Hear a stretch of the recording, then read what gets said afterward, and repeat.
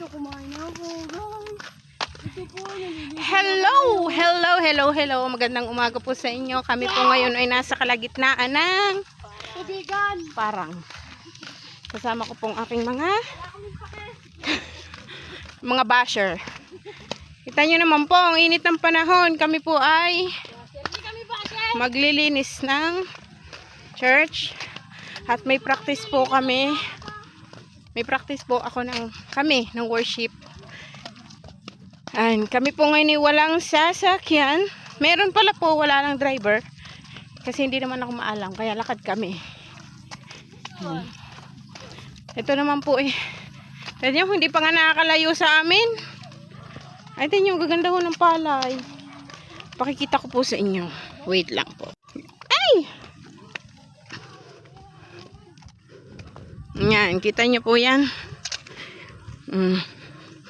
Yan po ay puro palayan. Yan, yun po yung mga kasama ko. Iniwanan na po ako. Yan, kami po ay medyo malayo-layong lalakarin. Pupunta kaming church. Anyway, highway. Carry naman po. Yan, kita nyo po. Ang ganda po ng paligid namin. Sorry na po kasi medyo maggalaw ang camera ko. Naglalakad po kasi. Ito po, sa mga gilid-gilid po ng daan, may mga tanim pong okra. Yan po, sa tabing daan. Ito po, puro palayan po siya. Yan naman po ang panahon, maulap, mainit. Yan po sila. Iniwanan ako. So, yun po, hahabol po ako. Kasi naiwanan ako. Punta po tayo na mamayong po ako. Gawa ng mainit.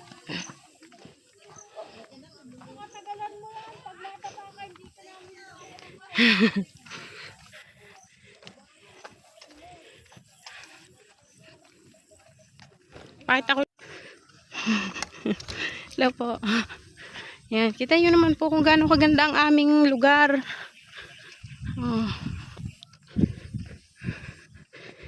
Yung po mga kasamahan ko na mamayabas.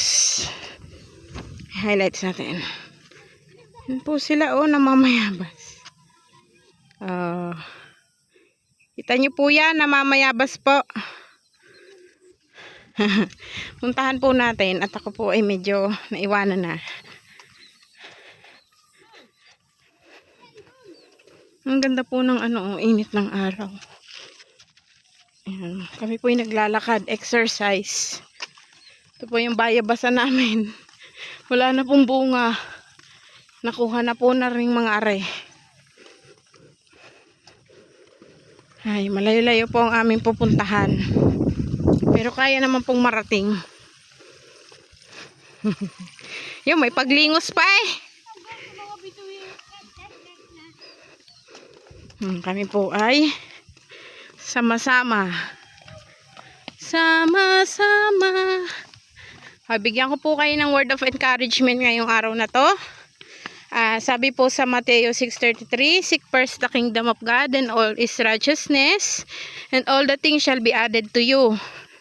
So sabi nga po, unahin daw po natin ang Panginoong Diyos sa ating buhay, sa lahat ng ating ginagawa, at lahat ng ating pangangailangan ay Kanyang ibibigay. Hindi po ganun kadali. Sabi na unahin siya. Kasi bakit po? Marami po kasi tayong pinagkakaabalahan, marami tayong business sa buhay. At alam niyo po ba ibig sabihin ng busy? Ang busy po, ang ibig sabihin po nun busy under Satan's yoke. Yun po ang busy. Ibig sabihin, ginagawa tayo ng maging busy sa bawat araw. Pero sabi po ng Panginoon, unahin daw po natin siya sa lahat ng ating gagawin, especially paggising ng umaga at lahat ng ating plano, mga gagawin sa buhay, unahin po natin siya. Manalangin po tayo pagkagising. Kung tayo po ay may problema, unahin po natin siyang tawagin. Kasi sabi nga po, ang lahat ng bagay ay ibibigay niya sa atin, mga pangailangan. Bonus na po yung mga gusto natin. Kasi alam po ng Panginoon kung anong kailangan natin. Nung nilikha niya po tayo, alam niya po na tayo kumakain. Alam niya po tayo nananamit. Alam niyo po ang lahat ng bagay. Pero sabi nga kapag inuna natin ng Panginoon, ang lahat ng ating pangailangan ay kanyang ibibigay. Kaya mga kapatid, ni-encourage ko kayo, wag po kayong panghinaan ng loob, magpakatatag kayo, laging unahin ng Panginoon sa ating buhay, at huwag mawala ang ating pananampalataya sa Panginoon. Dahil sabi nga po, ang lahat po ng nananatili at nananalig sa Panginoon ay hindi niya pinababayaan. Yun lang po, maraming salamat. Pagpalain po ang lahat. God bless you all.